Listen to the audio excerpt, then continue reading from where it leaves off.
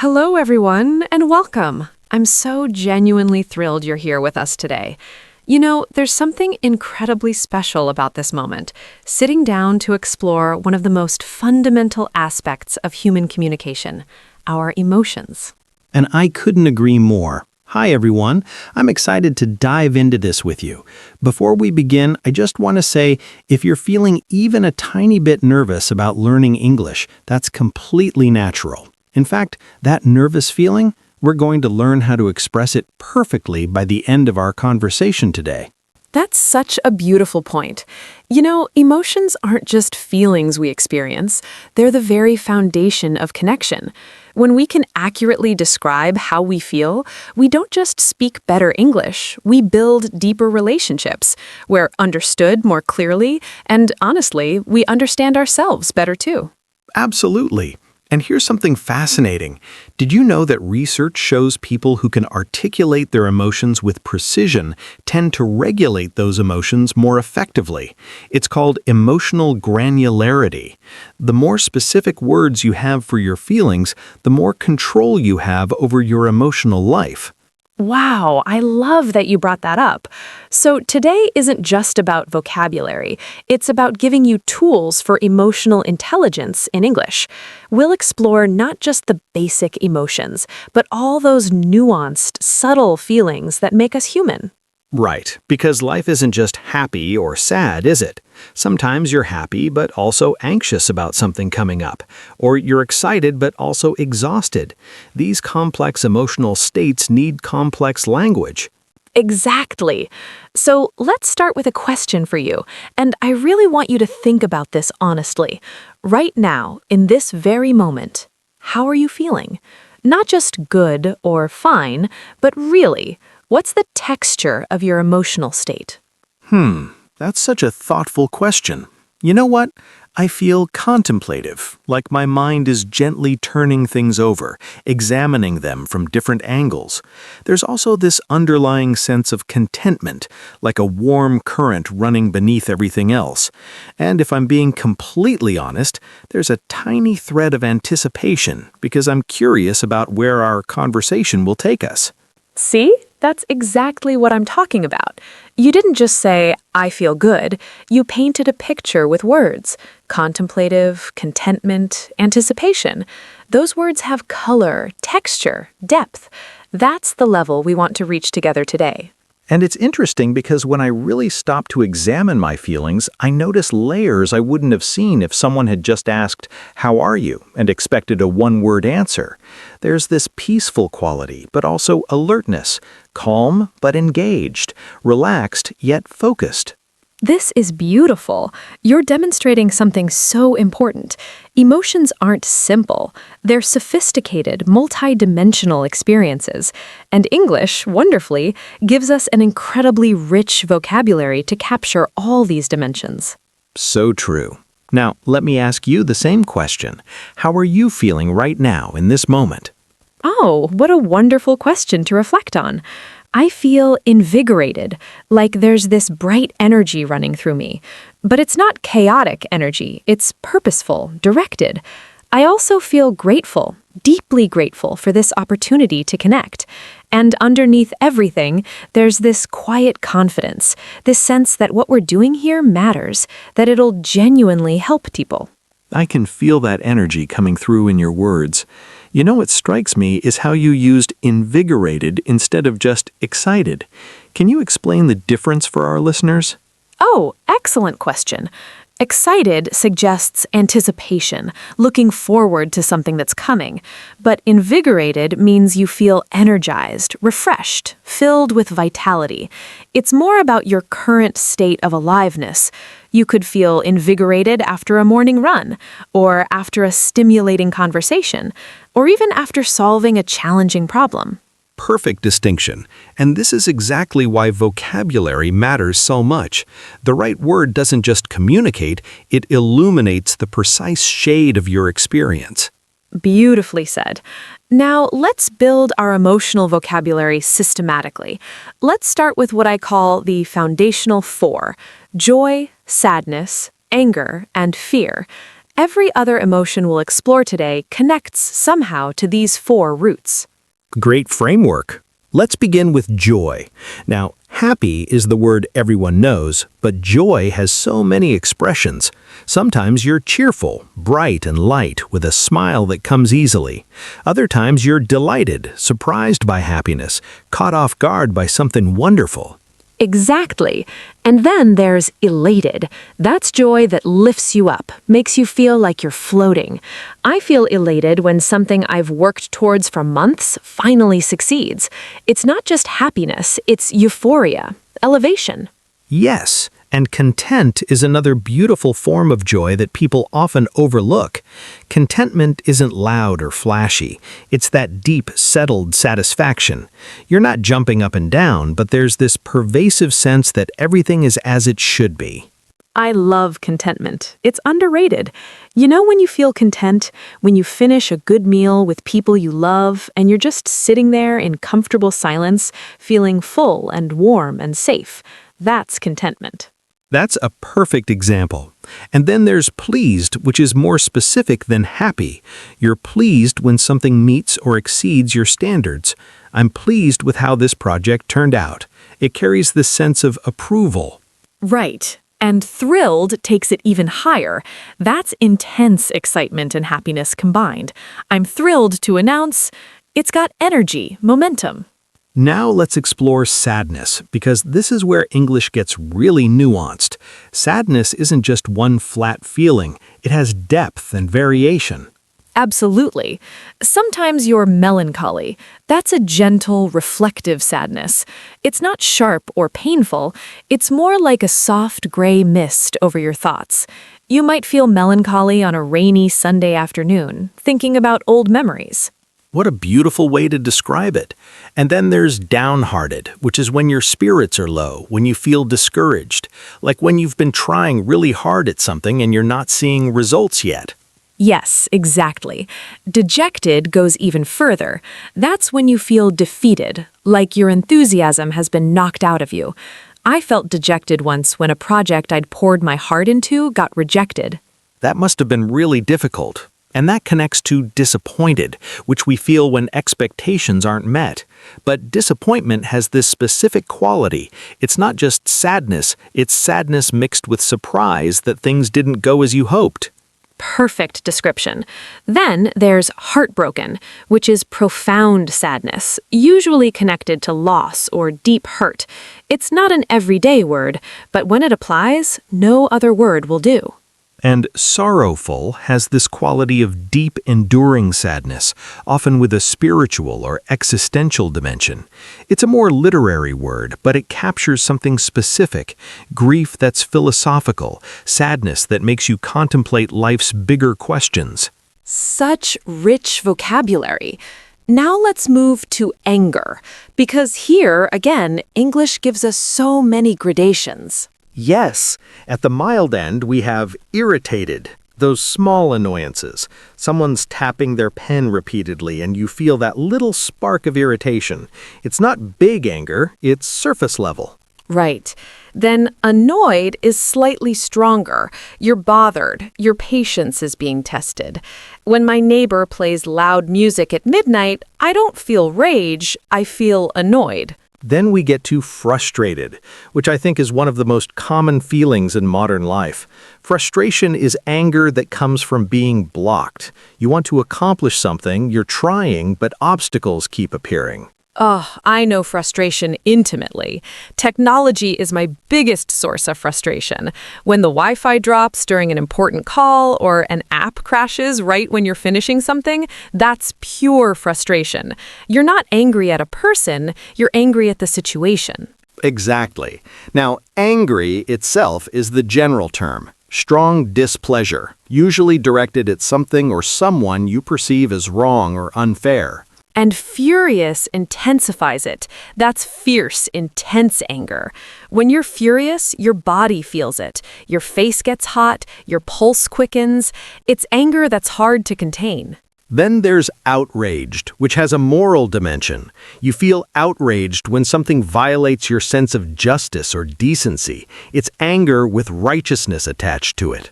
Great distinction. And resentful is anger that's been sitting inside you, festering. It's not explosive, it's the slow burning feeling you get when you feel you've been treated unfairly over time. Yes, resentment is corrosive, and bitter takes it even further. That's resentment that's turned into a lasting attitude, a hardened heart. It's sad, actually, because bitterness doesn't just hurt others, it hurts the person feeling it most. Such an important observation. Now let's talk about fear and anxiety, because these feelings are so universal, especially in challenging times. Absolutely. Nervous is where many of us live much of the time, that jittery, unsettled feeling before something important. Your stomach feels fluttery, your hands might be a bit shaky. I feel nervous before speaking to large groups, even after years of doing it. Nervousness is anticipatory. It's about what might happen, not what is happening. Exactly. Anxious is similar, but more intense and often more general. When you're anxious, your worry doesn't always have a specific focus. It's that pervasive unease, that sense that something might go wrong even if you can't pinpoint what. Yes, and anxiety often involves physical symptoms, tension, racing thoughts, difficulty concentrating. I've learned that saying, I feel anxious instead of just, I'm stressed, actually helps me address it more effectively. That's the power of precise language. Worried is focused anxiety. You're concerned about something specific. I'm worried about the test tomorrow, or I'm worried about my friend who's going through a hard time. And stressed is when pressure is weighing on you. You have too much to do, too many demands, too little time. Stress is that feeling of being squeezed from all sides. Then overwhelmed takes it further. That's when the pressure exceeds your perceived ability to cope. Everything feels like too much. You don't even know where to start. I've definitely felt overwhelmed, especially when facing multiple big challenges simultaneously. The key I've learned is to break things down, address one thing at a time. But in the moment, overwhelm is paralyzing. Absolutely. Now, scared and afraid are quite similar, basic fear responses. But terrified is extreme fear, the kind that makes your heart pound and your body want to run. And panicked is fear mixed with that sense of urgency and loss of control. When you panic, rational thinking becomes difficult. Everything feels urgent and chaotic. Then there's apprehensive, which is milder, a sense of unease about what might happen, but not full fear. You're cautious, wary, slightly on edge. Yes, I feel apprehensive when starting something new, a new job, a new project. It's not terror, it's just uncertainty mixed with slight concern. Now let's explore some of the more complex, nuanced emotions, the ones that don't fit neatly into those four basic categories. Oh, this is where it gets really interesting. Let's talk about grateful. This is one of my favorite emotions to experience and express. Gratitude is that warm recognition of goodness in your life, acknowledging that something valuable has been given to you or exists for you. I think gratitude is transformative. When I actively notice what I'm grateful for, my whole perspective shifts. I'm grateful for simple things: morning coffee, sunshine through my window, a friend's text message. These small gratitudes add up to a profound sense of richness. That's beautiful. And thankful is very similar to grateful, though perhaps slightly more directed at specific things or people. I'm thankful for your help has that concrete quality. Now let's talk about proud, because pride is interesting. Healthy pride is satisfaction in achievement, your own or someone else's. I'm proud of how hard you worked. It's celebration of effort and accomplishment. Yes, I feel proud when I see my students master something difficult. It's not about ego, it's genuine joy in witnessing growth and success. Exactly. Now, relieved is such a specific, recognizable feeling. Relief is what washes over you when tension releases, when something you were worried about resolves favorably. Oh, relief is almost physical, isn't it? Your shoulders drop, you exhale fully for hours. I felt so relieved when a medical test came back negative, or when a delayed flight finally took off. It's like a weight lifting. Perfect description. And surprised is another universal emotion, that jolt when something unexpected happens. But surprises can be pleasant or unpleasant. Right. Astonished is extreme surprise. You're shocked, amazed, completely caught off guard. I was astonished by her generosity. It's surprise with awe mixed in. And shocked usually carries a negative connotation. It's unpleasant surprise, something disturbing or distressing that you didn't see coming. Yes, exactly. Now let's explore confused, that disorienting feeling when you don't understand something, when information doesn't make sense or seems contradictory. Confusion is frustrating because it's a state of not knowing. I'm confused about the instructions, or I'm confused by his behavior. It's mental fog, lack of clarity. And bewildered is intense confusion mixed with surprise.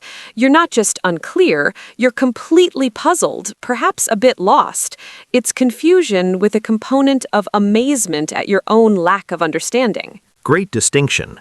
Now, curious is wonderful. It's that desire to know, to understand, to explore. Curiosity is what drives learning and discovery. I love curiosity. It's such a positive, energizing emotion. When I'm curious, I feel engaged and alive. I'm curious about how this works, or I'm curious to hear your perspective. It opens doors. Absolutely. And interested is similar, but perhaps slightly more focused. Interest is directed attention. Something has captured your focus and you want to know more. Now, let's talk about embarrassed, because this is such a universal human experience. Embarrassment is that acute self-consciousness when you've made a social misstep or been exposed in some way. Oh, embarrassment is so uncomfortable. Your face flushes, you want to disappear. I felt embarrassed once when I called someone by the wrong name repeatedly in an important meeting. That burning awareness of your mistake, that's embarrassment. Yes, and ashamed goes deeper than embarrassment. Shame involves your sense of worth. You don't just feel you've done something wrong, you feel there's something wrong with you. It's a painful emotion that touches your identity. That's an important and difficult distinction. Shame can be quite damaging, while embarrassment is usually temporary and social. With embarrassment, you can usually laugh about it later. Exactly. Now, guilty is what you feel when you believe you violated your own moral code or hurt someone. Guilt is about your actions. I feel guilty about forgetting her birthday. And guilt can actually be constructive if it motivates you to make amends or change behavior. I feel guilty, so I apologized and made it right. It's a moral emotion that helps maintain social bonds. Well said. Now let's explore jealous, which is complex. Jealousy typically involves three people. You fear losing someone's attention or affection to a rival. It's relational and possessive. Yes, though people often confuse jealousy with envy. Envy is actually about wanting what someone else has. I envy her success, or I envy his natural talent. It's a two-person emotion, you and the person who has something you want. Excellent clarification. Jealousy says, that person is threatening my relationship, while envy says, I want what you have. Both can be uncomfortable, but they're distinctly different. Right. And then there's admiration, which is the positive side of that coin. Instead of envying someone, you appreciate their qualities or achievements. I admire her courage, or I admire his dedication. Admiration is such a generous emotion. It's recognizing excellence or virtue in others without feeling diminished by it. Beautifully said. Now, hopeful is an emotion I try to cultivate. Hope is forward-looking optimism. You expect positive possibilities in the future despite present difficulties. Hope sustains us through hard times. I'm hopeful that things will improve, or I'm hopeful about this new opportunity. It's not naive, it's choosing to believe in potential. And optimistic is similar, expecting favorable outcomes, seeing the bright side. Optimistic people tend to be happier and more resilient because they frame challenges as temporary and opportunities as abundant. On the flip side, there's pessimistic, expecting unfavorable outcomes, seeing problems and limitations. Pessimism can be protective sometimes, but chronic pessimism is draining. True. Now, let's talk about confident, that feeling of self-assurance, trust in your own abilities. Confidence isn't arrogance, it's realistic belief in yourself. I feel confident when I'm well prepared and operating in my strengths. Confidence is quiet confidence. You don't need to announce it, you simply move forward with assurance. Perfect. And insecure is the opposite, doubting yourself, feeling uncertain about your abilities or worth. Insecurity makes you second-guess everything. Yes, and vulnerable is related but different. Vulnerability is openness to being hurt or exposed. It takes courage to be vulnerable, to show your true self despite the risk. That's profound. Researcher Brené Brown talks about how vulnerability is actually the birthplace of connection, creativity, and change. It's not weakness, it's brave authenticity. I love that reframe. Now, lonely is an important emotion to name. Loneliness is feeling disconnected, isolated, lacking meaningful connection, and crucially, you can feel lonely even when surrounded by people. That's so true. Loneliness isn't about being alone. It's about feeling alone, feeling unseen or misunderstood. It's one of the most painful human experiences. And its opposite might be connected or belonging. That sense of being part of something larger, of mattering to others, of being seen and valued. Yes, belonging is fundamental to well-being. Now, let's talk about bored, that restless dissatisfaction when you lack stimulation or engagement. Time seems to slow down when you're bored. Boredom is interesting because it's often a signal. Your mind is telling you it needs something more engaging, more meaningful, more challenging. Great point. And indifferent takes it further. That's when you don't care at all, when something fails to engage even your annoyance.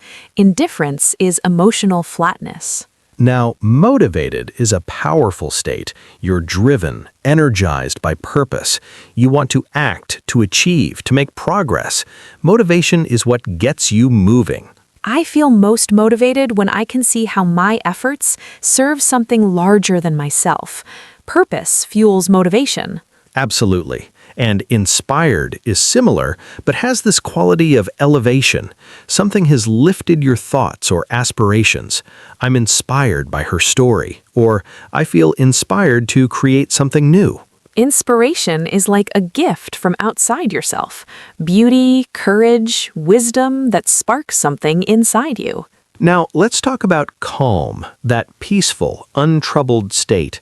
Your mind is quiet, your body is relaxed. Calm is absence of agitation. Calmness is something I've learned to cultivate through practice. It's not just about external circumstances, it's an internal steadiness. You can feel calm even in chaos if you're centered. That's wisdom right there. And peaceful is similar, but perhaps broader, a sense of harmony, contentment, freedom from disturbance. Yes, peace is wholeness. And then there's serene, which is calm with a quality of luminous clarity. Serenity is exquisite inner stillness. Beautiful. Now, restless is the opposite. Inability to settle, constant need to move or change. Restlessness is uncomfortable agitation. I feel restless when I'm not living in alignment with my values or when I have unexpressed creative energy. It's like an internal itch that needs scratching. Great insight. And agitated is similar but more intense.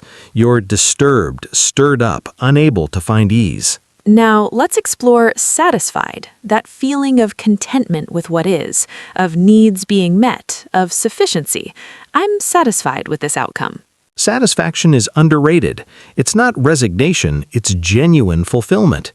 You're not constantly grasping for more because what you have feels enough. And dissatisfied is chronically feeling that things aren't good enough, that something's missing.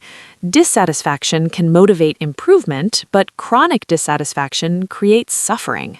True. Now, eager is wonderful. Enthusiastic willingness, keen desire to do something. I'm eager to start this project. There's energy and positive anticipation. Eagerness is childhood energy, isn't it? That bright readiness to jump in. I try to approach new experiences with eagerness rather than apprehension. Beautiful approach. And reluctant is the opposite. Unwillingness, hesitation, resistance to doing something. I'm reluctant to commit without more information. Reluctance is worth paying attention to. It might be wisdom, intuition telling you to pause. Absolutely. Now, disgusted is a strong aversion, revulsion, strong distaste. I'm disgusted by that behavior. It's visceral rejection. Yes, disgust is actually considered a basic emotion by many psychologists. It's protective, keeping us away from contamination or moral violations. Fascinating. And then there's uncomfortable, which is milder. You're uneasy, not at ease, but not strongly repulsed. Discomfort is that squirmy feeling of something being not quite right. I've learned that discomfort is often where growth happens. When I feel uncomfortable, I try to get curious rather than immediately avoiding it. That's such a mature response. Now, miserable is deep unhappiness, wretchedness, profound discomfort. When you're miserable, everything feels heavy and difficult. Misery is suffering that touches your whole being. It's important to reach out for support when you feel miserable rather than trying to tough it out alone. Absolutely. And devastated is overwhelming grief or shock. You feel destroyed, shattered by loss or disappointment. I was devastated when I heard the news. Devastation is profound. It's not something you bounce back from quickly. It requires time, support, and compassion. Yes. Now, indignant is that righteous anger when you feel you've been treated unfairly or disrespectedly. I'm indignant at that accusation. Indignation has moral force. You're not just angry, you're angry because a principle has been violated. Exactly. And offended is when something has hurt your feelings or violated your sensibilities. I'm offended by that remark. It's personal hurt mixed with disapproval. Now, touched is a tender emotion. You're emotionally moved by kindness or beauty. I was touched by her thoughtfulness. It's gentle, warm appreciation. I love that emotion. Being touched opens your heart, and moved is similar, deeply affected emotionally, often to the point of tears. I was moved by the ceremony. Yes, and nostalgic is that bittersweet longing for the past. Nostalgia is remembering with affection and some sadness that those times are gone. Nostalgia can be sweet, like, I feel nostalgic thinking about summer vacations as a child, but it can also keep you from fully engaging the present. Wise balance. And wistful is similar. Gentle sadness mixed with longing, often for something unattainable. There's a dreamy quality to wistfulness. Now, let's talk about energized, feeling vital, vigorous, full of power and liveliness. I feel energized after that workout. Energy is contagious, too. When you're around energized people, you tend to feel more energized yourself. Absolutely. And drained is the opposite. Depleted, exhausted of energy. I feel completely drained after that difficult conversation. Draining experiences or people require recovery time. It's important to recognize what drains you so you can replenish. Excellent point. Now, fascinated is being captivated with intense interest. I'm fascinated by how the brain works. It's beyond mere curiosity. You're enchanted, absorbed. Fascination is joyful engagement. When something fascinates you, learning doesn't feel like work, it feels like discovery. And intrigued is similar. Your interest is piqued. You're curious and want to know more. I'm intrigued by that idea. It's the beginning of fascination. Now, suspicious is doubting trustworthiness, sensing something isn't right. I'm suspicious of promises that sound too good to be true. It's protective vigilance. Suspicion can be wise. Healthy boundaries require some discernment, but chronic suspicion becomes paranoia and damages relationships. Important distinction. And skeptical is similar but more intellectual. You're doubting claims, requiring evidence before believing. I'm skeptical of that theory. Skepticism is essential for critical thinking. Now, affectionate is feeling or showing fondness and tenderness. I feel affectionate toward my old childhood home. It's warm, caring. Affection is one of the gentlest, most nurturing emotions. Expressing affection strengthens bonds and creates safety. Beautifully said. And loving goes deeper. Profound care, deep attachment and concern for someone's well-being. Love is complex, but the feeling of loving someone is expansive and generous. Love transforms both the lover and the beloved. Now, resentful, we touched on earlier, that's bitter indignation at being treated unfairly. Resentment corrodes joy. Yes, someone wise said that resentment is like drinking poison and expecting the other person to die. It hurts the person holding it most. Profound truth. Now, defensive, we mentioned, that's self-protective in response to perceived criticism. When you feel defensive, you're guarding against attack, real or imagined. Defensiveness blocks communication. I've learned that when I notice I'm feeling defensive, it's time to get curious instead. Why does this touch a nerve? That's emotional maturity right there. And triumphant is the feeling of great victory or success. I felt triumphant after finally mastering that skill. It's joy in achievement. Triumph has this quality of overcoming. You didn't just succeed, you prevailed against odds. Yes. Now, defeated is the opposite, feeling you've lost, failed, been overcome. Defeat is heavy, demoralizing. But here's something important.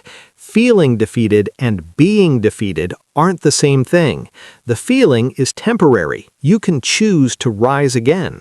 Powerful reframe. And discouraged is similar, loss of confidence or enthusiasm. Something has dimmed your hope or motivation. Discouragement is natural when facing setbacks. The key is not staying stuck there. Now, encouraged is the opposite. You've been given hope, confidence, or support. I feel encouraged by the progress I'm seeing. Encouragement is a gift we can give others and ourselves. It's actively noticing and acknowledging the positive. Now, let's talk about exhilarated, thrilling excitement, invigorating joy. I felt exhilarated after skydiving. Your whole being feels electrified. Exhilaration is intense aliveness, and enthusiastic is eager enjoyment, intense positive feeling about something. I'm enthusiastic about this new direction. Enthusiasm is magnetic. It draws people and opportunities towards you. Now, apathetic is the absence of feeling, not caring, lacking interest or concern. Apathy is emotional numbness. Apathy is concerning because it's disconnection from what matters. Often, apathy is actually depression or burnout in disguise. Important insight. And dismayed is being upset by something unexpected and troubling. I was dismayed to learn about the setback. It's disappointed concern. Now, elated, we touched on, overwhelming happiness, intense joy. I'm elated about the news. Your heart feels like it might burst with happiness. And ecstatic takes it even further. Overwhelming joy, rapture, being beside yourself with happiness. Ecstasy is joy at its peak. Yes. Now, melancholy, we mentioned, pensive sadness, gentle, reflective gloom. There's something almost beautiful about melancholy. It's the artist's emotion, isn't it? Melancholy has depth and texture, and gloomy is similar but heavier. Darkness of mood, pessimistic sadness. Yes, gloom is oppressive, while melancholy can actually be oddly pleasant. Now, indignant we covered, and outraged is extreme indignation, furious at injustice. Outrage mobilizes action. Many social movements begin with collective outrage at unacceptable conditions. True. And horrified is shocked disgust or fear. I'm horrified by what I'm hearing. It's revulsion mixed with disbelief. Now, let's talk about remorseful, deep regret for wrongdoing. Remorse involves genuine sorrow about your actions and desire to make amends. Remorse is different from guilt. It's guilt plus deep emotional pain about the harm caused. Remorse motivates real change. Yes, and regretful is similar, but perhaps less intense, wishing you'd acted differently. I'm regretful about how I handled that situation. And shapish is embarrassed about having done something foolish or wrong. There's a self-conscious, slightly ashamed quality to feeling shapish. Now, vindicated is feeling proven right after being doubted. I felt vindicated when the evidence supported my position. It's satisfaction in being justified. And smug is excessive satisfaction with yourself, often annoying to others. Smugness is self-satisfaction without humility. Yes, nobody likes smugness. Now, humbled is being made to feel less important or proud, often in a good way. I'm humbled by this honor. It's grateful awareness of your limitations or the kindness of others. Humility is beautiful, and honored is feeling privileged and grateful for recognition or opportunity. I'm honored to be here. Now, let me ask you something. After exploring all these emotions, and we've covered so many, what do you notice? You know what strikes me? How interconnected everything is. Emotions don't exist in isolation. They flow into each other, transform into each other. Joy can become contentment, can become boredom, can become restlessness, can become anxiety, all in one afternoon. Exactly, and having words for each stage of that journey gives you power. You're not just feeling vaguely bad, you can say, I'm restless because I haven't been challenged lately, and that restlessness is starting to make me anxious. That clarity allows you to address the root cause. That's profound. Language doesn't just describe our emotional experience, it actually shapes it. The words we have available to us influence what we notice and how we respond. Absolutely. And here's another thing I've noticed. Emotions aren't good or bad. They're information. Even uncomfortable emotions like anxiety or anger or sadness are trying to tell us something valuable. Yes, anxiety might be saying, this situation needs preparation. Anger might be saying, a boundary has been crossed. Sadness might be saying, you've lost something that mattered. Take time to grieve. When we can name emotions accurately, we can listen to what they're trying to tell us instead of just trying to make them go away. And in English, this vocabulary is especially important because emotional intelligence is highly valued in professional and personal contexts. Being able to articulate how you feel is seen as maturity and self-awareness. So true. I'm feeling overwhelmed by the workload and need to discuss priorities is so much more effective than I'm stressed or just struggling silently. Exactly. Now, I want to give our listeners some practical advice for using all this vocabulary. First, start small. You don't need to memorize all these words at once. Right. Pick 3 or 4 new emotion words each week. Notice when you feel those emotions. Practice naming them. Ah, this is frustration, or this feeling is disappointment. Yes, and second, get curious about your emotional experience. Instead of just, I feel bad, ask yourself, what kind of bad? Sad? Angry? Anxious? Disappointed? Dig deeper. And third, practice expressing emotions in complete sentences. Not just, I'm angry, but I feel angry because situation, and what I need is action. Beautiful framework. And fourth, remember that it's okay to feel multiple emotions simultaneously. I'm excited but also nervous, or I'm happy for her success but also a bit envious. Yes, emotional complexity is normal and human. You don't have to choose just one feeling. Now, let's talk about some emotional phrases that are particularly useful in conversation. I'm feeling a bit is a gentle way to introduce your emotional state. Right, like I'm feeling a bit overwhelmed right now, or I'm feeling a bit uncertain about this decision. And that makes me feel is great for expressing emotional reactions to specific situations. When you said that, it made me feel hurt, or that news makes me feel hopeful. Another useful pattern is I've been feeling for ongoing emotional states. I've been feeling really grateful lately, or I've been feeling quite anxious about the changes. Yes, and asking about emotions, how are you feeling about, is much more specific than just, how are you? Right. How are you feeling about starting your new job? Invites a real, specific response rather than just, fine, thanks. And when someone shares an emotion with you, validation is powerful. That makes sense that you'd feel that way. Or, I can understand feeling frustrated in that situation.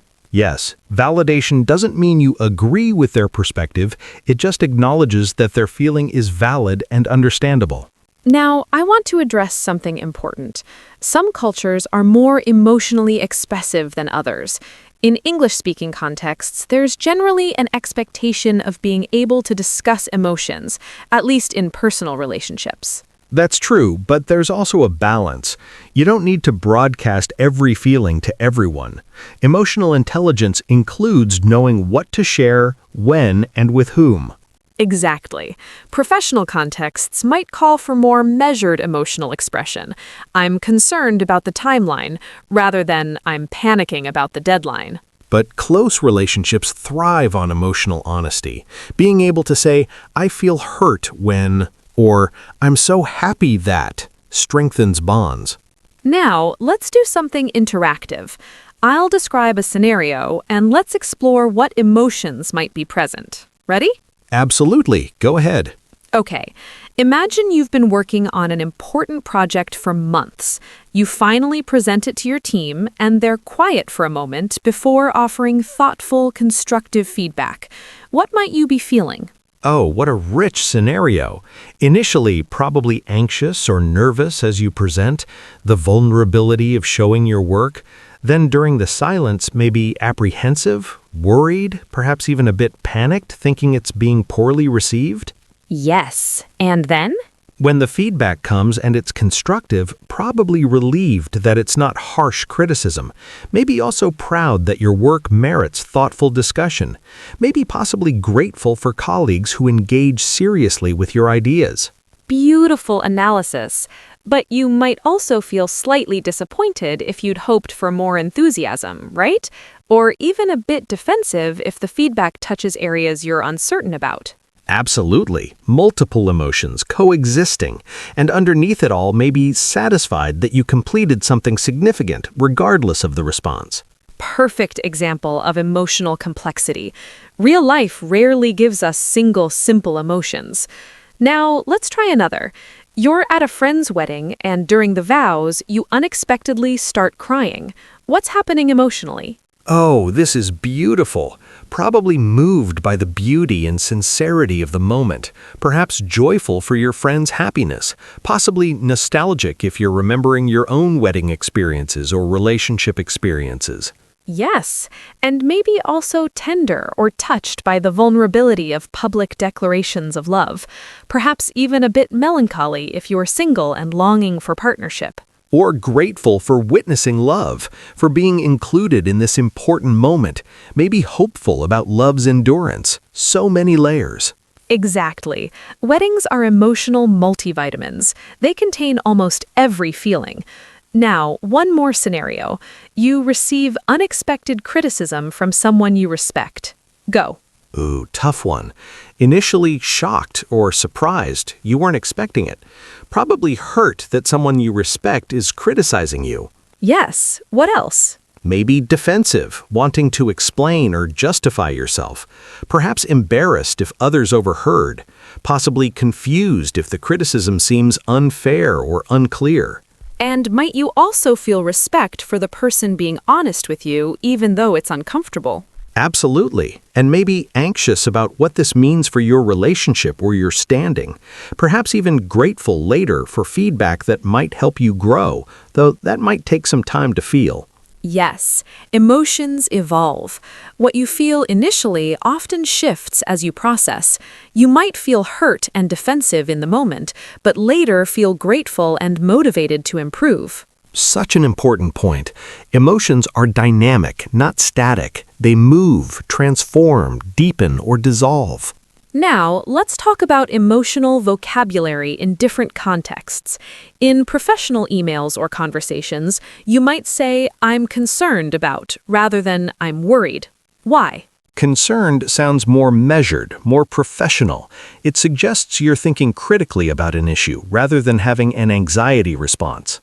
Exactly. Similarly, "I'm disappointed with the outcome" sounds more professional than "I'm sad about what happened." Right, both are true, but disappointed focuses on the gap between expectation and reality, while sad is more purely emotional. But in personal relationships, though, "I feel sad" might actually be more connecting because it's more vulnerable and authentic. Yes, context shapes emotional language. "I'm frustrated" with a romantic partner might be appropriate, while "I'm dissatisfied with this aspect of our relationship" might sound too corporate. Exactly. Now, let's talk about the beautiful phenomenon of emotional contagion. Have you noticed that emotions spread between people? Oh, absolutely. When I'm around someone anxious, I often start feeling anxious too, even if I have nothing to be anxious about. Yes, and joyful people tend to lift the mood of those around them. Emotional states are contagious, which is why emotional vocabulary matters. You're not just describing your internal experience, you're potentially influencing the emotional atmosphere. That's profound. So when I say I'm feeling energized and hopeful about this project, I might actually help others feel that way too. Exactly. Leadership is often emotional leadership, setting an emotional tone that serves the situation. Now, I want to ask you something personal. What emotion do you find hardest to express in any language? Oh, what a thoughtful question. I think vulnerability, that feeling of being exposed, uncertain, needing help. It activates something that makes me want to retreat into self-sufficiency. What about you? For me, it's disappointment. I don't like feeling disappointed, and I especially don't like expressing it because I worry it will disappoint others. There's this tangled dynamic where I'd rather pretend everything is fine. That's so honest and probably very relatable to many people.